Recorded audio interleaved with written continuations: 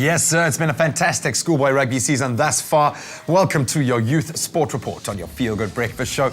And the world's eyes and attention might firmly be fixated on the World Cup right now, but that hasn't stopped our schoolboys from delivering the hits out in the rugby fields all across the country. Let's take a brief snapshot of some of the results coming out of this weekend's biggest matchups. Let's kick it off in the Western Cape, where Bishops continued their dominance over the southern suburbs with a famous 52-14 victory over neighbours Rondebosch, whilst Paarl hung on to defeat Boland Landbou by a slender 25 points to 23.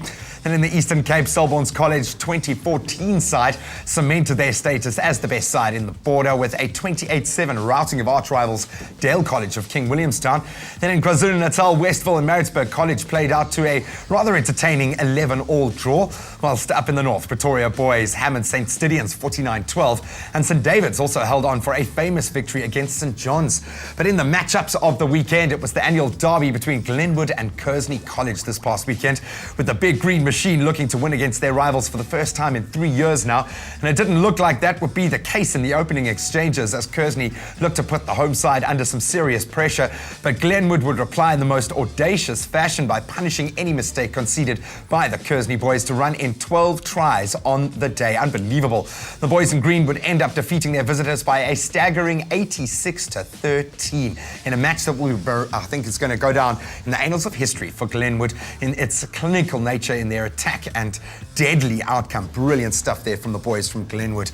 Then, of course, one dominant headline, not the best news for South Africa. The Baby Boks and England contested the Junior World Championship final on Sunday, with the European side coming out on top to defend the crown they won in France just last year.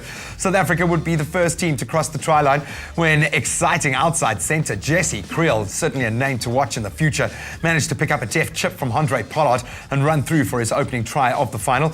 The Baby Boks would be made to rue some defensive errors as Nathan Earl went over in the corner to put the match back in the hands of the defending champs. And then England's Joel Conlon would be the next player to score a try after giving the South Africans a taste of their own medicine and crashing over after a well-worked rolling maul. Jesse Creel would grab the final try of the tournament, taking the score to 21-20 in a nail-biter in favour of the English. And despite a late flurry from the Baby Boks, the defending champs managed to hold out for a very famous victory. But we've got to send kudos to Andre Pollard, who was an incredible captain, and the likes of Jesse Creel. That entire team did us proud. We look forward to welcoming you back to South African soil. That's a wrap of your youth sport. We'll get into some World Cup highlights in just a moment. But right now, if you're looking for a trip back to a prehistoric past, we're going to get an unbelievable snapshot. Take a look at this.